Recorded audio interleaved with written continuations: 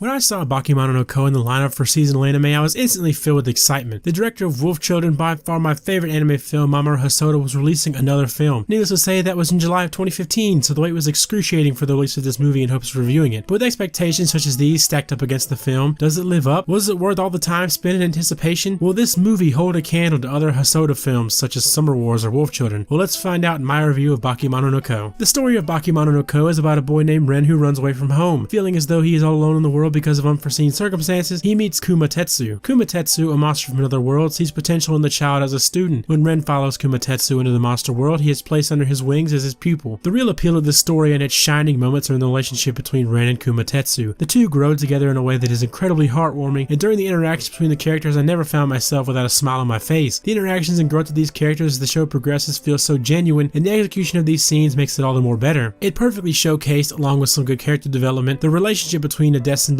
student and teacher duo as they come to realize their reliance on each other. This really impressed me as I watched because I found myself completely and utterly attached to the characters as the story progressed and really made the moments that followed all the more meaningful. Hosoda's main focus with this film is on what it takes to be a father, which really resonates with me given the contrast to Hana from Wolf Children. Although it's shown in an immensely different journey, it's incredibly heartwarming to witness. These events take place up until the midpoint of the film, where it starts to veer off into more dramatic territory to further the story itself and introduce conflict. Ren is introduced back into the human world and thus begins an inner conflict within Ren. I found a real problem with the execution of this because we are kind of just thrown into these scenarios as the human world is thrusted back into the picture in the blink of an eye. Nevertheless, despite the sudden reintroduction, it does introduce some great conflict not only with Ren, but with the human and beast worlds. Ever since the point where the show moves from the developmental stages of Kumatetsu and Ren's relationship, the show has its fair share of missteps, mainly in regards to its execution, but not so much so that it takes away from the overall feel of the movie. Although the climax of the film would have benefited from more developed explanation of the laws in the beast world and deeper exploration of darker aspects of the human characteristics. Regardless of its flaws in its execution, the show, through its amazing progression between the relationship between Ren and Kumatetsu, sets up an amazing conclusion that almost had me in tears and really speaks immensely of how well it was done. For the story of Bakemono, it's one that relies heavily on the amazing development between the student-teacher relationship of our main characters that makes the events that take place all the more meaningful. Despite the story being a little rough around the edges, the events that take place all add to the story as a whole and still make for a great conclusion that was a real tearjerker for me.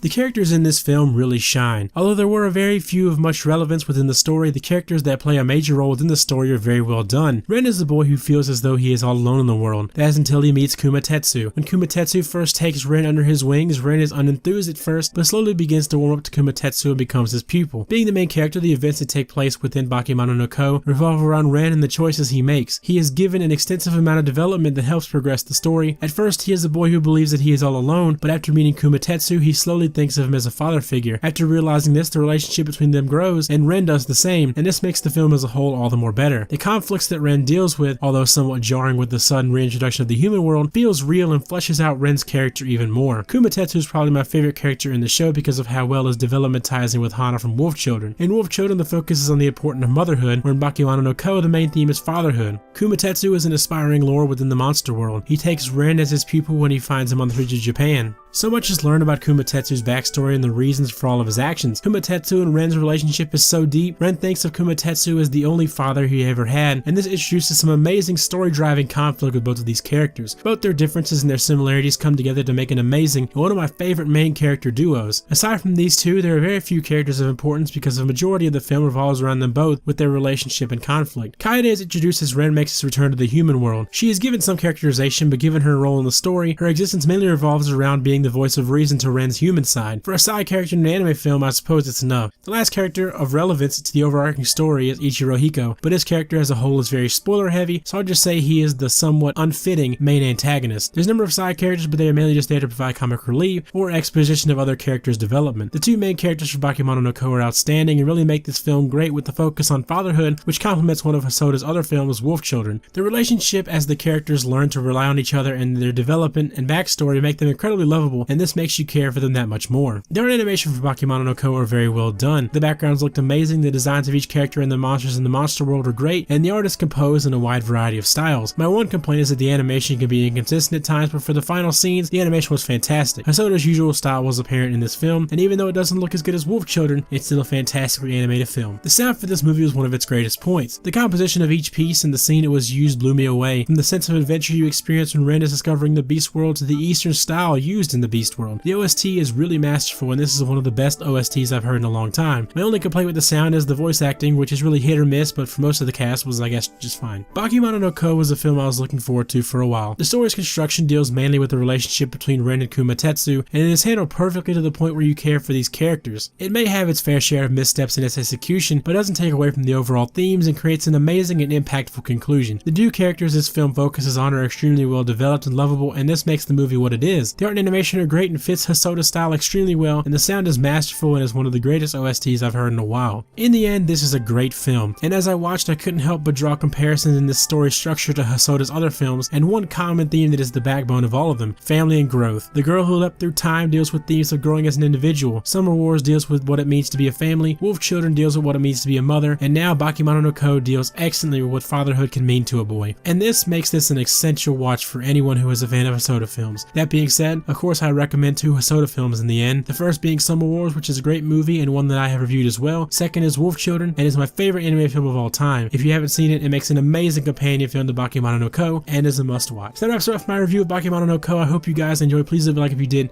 and share this video with some of your friends because this movie is relatively new, and you can watch it and then watch my review because this is an amazing movie. So if you guys enjoyed this review, like, comment, share, and subscribe, all that jazz. My name is Japan, and I'll see you guys next time. Later.